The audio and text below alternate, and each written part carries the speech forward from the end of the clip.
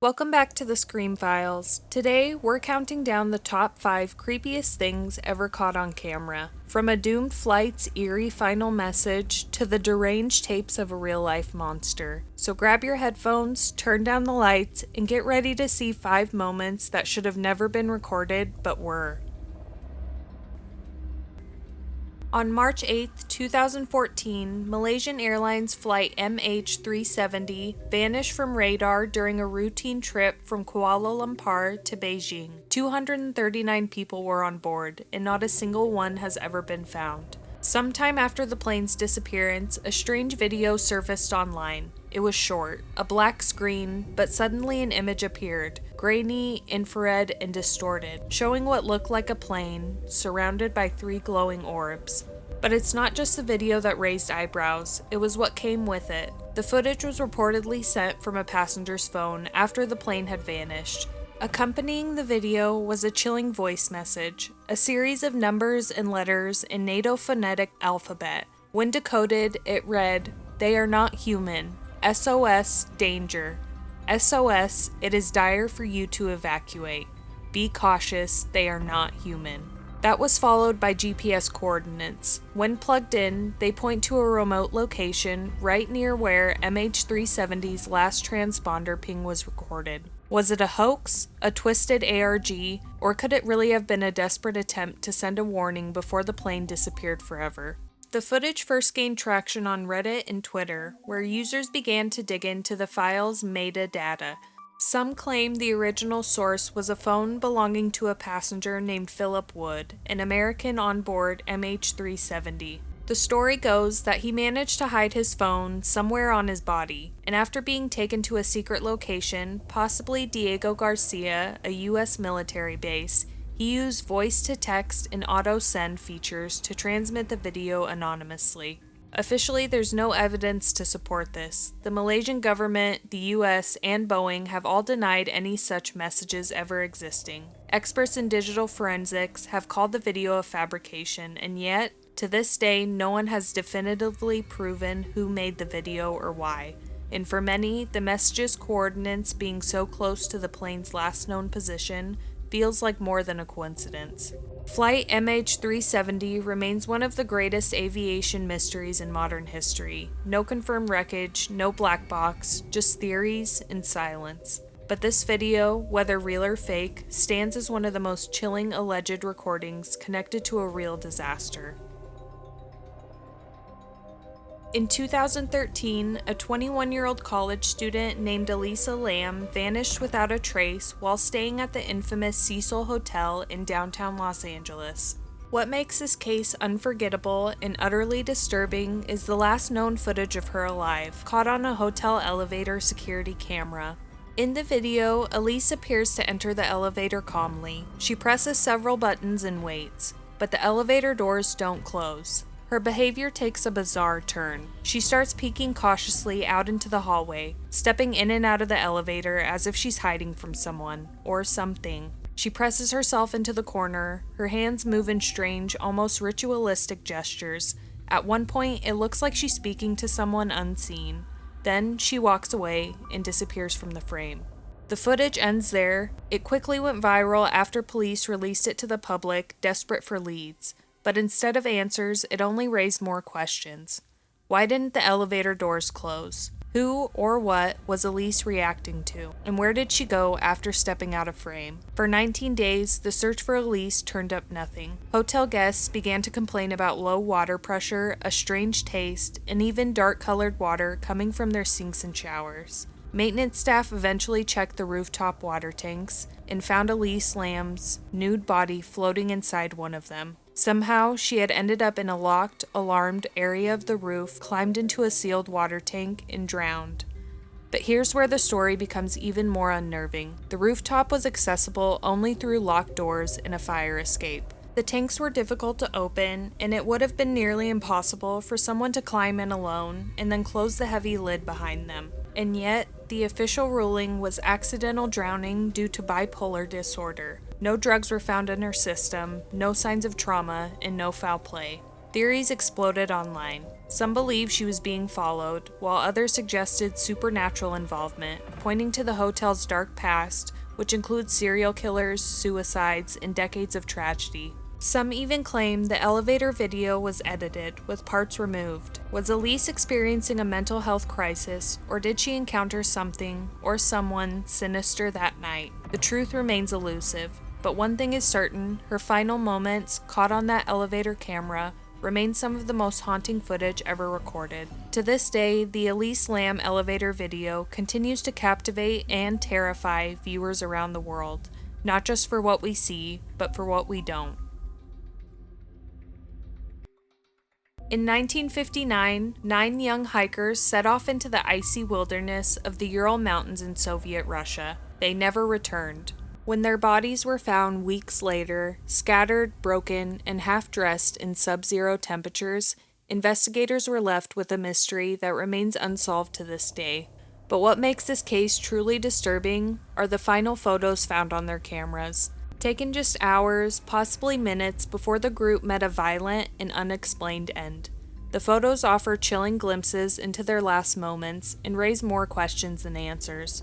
The group was made up of 9 experienced mountaineers, all students or recent graduates from the Ural Polytechnic Institute. They had planned a challenging 16-day expedition through the mountains. All seemed normal at first. The early photos show the group laughing, smiling, skiing through the snow, and setting up their tent near a remote pass that would later bear Dyatlov's name, the group's leader. But something went wrong that night. The tent was found slashed open from the inside. Their footprints led away from camp, barefoot or only wearing socks, in negative 30 Celsius temperatures. Some of the bodies had crushed skulls and broken ribs, yet no external injuries. One hiker was missing her tongue and eyes, and yet no signs of struggle, no indication of an enemy, no logical explanation. Now here's where things get even more unsettling. Among the recovered cameras were several photos that investigators couldn't explain. The final images are blurry and dark. One shows what appears to be a figure in the woods. Another shows a strange beam or flare in the night sky. And one simply shows the terrified face of one of the hikers, as if startled by something. Some say the group was frightened by a sudden avalanche. Others blame Soviet weapons testing, suggesting the hikers stumbled into something they were never meant to see. Then there are those who believe the photos hint at something even more stranger. Paranormal forces, UFOs, or a creature known as the Menk, a Siberian Yeti said to haunt those remote slopes. One of the last entries in a hiker's journal even joked about snowmen watching them from the trees. The final photos of the Dyatlov group remain some of the most disturbing ever captured, not for what they show, but for what they don't. No attacker, no fight, just a descent into confusion, fear, and death. To this day, we're left with the grainy remnants of a mystery frozen in time. 9 young people, a slashed tent, unimaginable injuries, and eerie photos that might be the only clue to what really happened that night on the mountain. It's one of the most bizarre, chilling, and still unsolved cybercrimes in TV history. A masked figure, a scrambled voice, and a hijacking that left thousands of viewers stunned, confused, and terrified.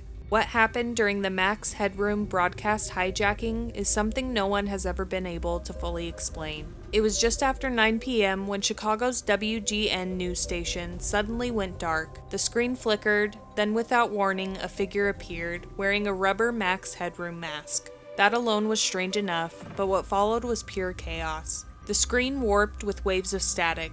The figure rocks side to side in front of a spinning background, mimicking the digital glitch effect of the real Max Headroom character, a funny AI TV host from the 80s. But this wasn't funny, it was unnerving. No one knew who it was. His voice was scrambled using some kind of device. He made strange, nonsensical comments, mocking news anchors, quoting random shows, and spouting gibberish about dirty gloves, Coke commercials, and the greatest world newspaper nerds. Then the signal cut out. WGN quickly regained control. They had no idea what had just happened, but the hackers weren't done. That night, during a broadcast of Doctor Who on PBS affiliate WTTW, the hijackers struck again. This time, the station didn't have any engineers on duty to stop it. Viewers at home were watching an episode of Horror of Fang Rock, and suddenly the screen glitched. and the Max Headroom figure returned. What followed was even more disturbing. The masked man groaned, laughed, moaned, and mumbled incoherent phrases.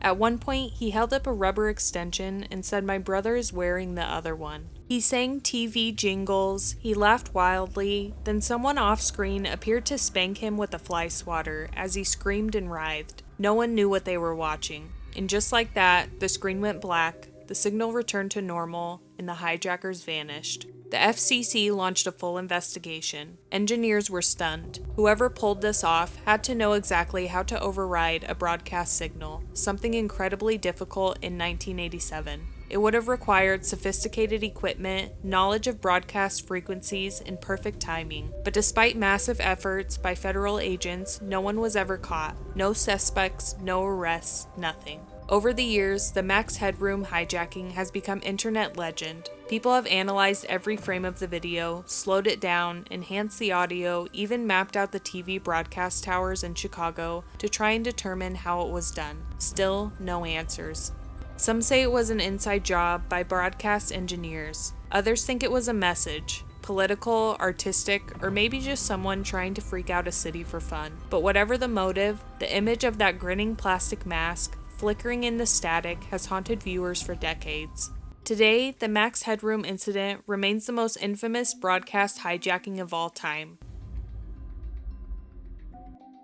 What you're about to hear is not a horror movie plot, but one of the most disturbing true crime cases in American history. A killer who filmed his crimes, not for ransom, not for fame, but for pleasure. They called him the Toy Box Killer, and what investigators found inside his trailer was so twisted, some officers never recovered from it. David Parker Ray lived in a quiet desert town near Elephant Butte Lake, New Mexico. He worked as a mechanic, he had neighbors, a girlfriend, but behind his property sat a soundproof trailer he referred to as his toy box. A $100,000 custom-built torture chamber filled with chains, whips, surgical tools, saws, and things for worse. And inside that trailer were cameras, because Ray liked to film everything. In 1999, his final victim, a woman named Cynthia Vigil, escaped while Ray was distracted. She ran from the trailer naked, in chains, and covered in bruises. Her testimony led police straight to Ray's secret room, into a nightmare they weren't prepared for. On shelves and in drawers, they found dozens of videotapes. Each one showed a different woman, bound, drugged, and tormented. The faces were often obscured. Many of the victims were never identified, and some of them may still be missing. The tapes were not just evidence, they were trophies. He filmed the woman while reading from a scripted introduction he played for each victim. In one part of the audio, which is too graphic to play, Ray calmly explains what he plans to do to them, as if reading off a manual. Because you're not going to like the way I do it. You're going to be kept here, naked and chained down. I'm going to use you for a sex slave. I'm into bondage and S&M. It's kind of hard to find willing partners that goes for that. So when I get the urge, I go out, find me some good-looking little turns me on, kidnap her, and keep her in my playroom for a while for a sex toy. And this time it's your turn. You're going to be tied or chained in different positions. The victims had been kidnapped, drugged, and sometimes kept for days or longer inside the toy box. They were subjected to methods of torture Ray had spent years perfecting, and all of it was caught on camera. David Parker Ray was arrested and charged with numerous counts of abduction, torture, and sexual assault. But despite hours of videotaped footage, no murder charges ever stuck. Why? Because no bodies were ever found. Ray is suspected of killing at least 14 women, possibly more, with the help of his girlfriend and other accomplices. But the tapes may be the only record of those lost lives. To this day, some of the women seen in Ray's tapes remain unidentified. The FBI released stills from the recordings, hoping someone might recognize them, but for many, the only trace of their existence is what Ray captured through his lens. David Parker Ray died in 2002 of a heart attack before he could face trial for all his suspected crimes. His tapes were entered as evidence, but many remain sealed, never made public due to how graphic and dramatic they are. And that's what makes this so chilling. These crimes happened in silence, behind closed doors, and were documented in horrifying detail by the killer himself. The toy box tapes remain some of the most disturbing things ever caught on camera. Not because of what they show, but because they show the true face of evil, calm, calculated, and smiling behind the lens. From the final flickering moments before tragedy, to tapes so horrifying they remain locked away to this day, these were 5 of the creepiest things ever caught on camera, and while some of them offer clues, grainy glimpses into unthinkable events, others only deepen the mystery. We may never know the full truth behind these recordings, but once you've seen them, you can't unsee them. In the end, the camera doesn't lie, but sometimes it captures something far darker than we're ready to believe. If you made it this far, drop a comment telling us which entry disturbed you the most. And don't forget to subscribe and hit the bell icon so you never miss what we uncover next. Until next time, stay aware and stay safe.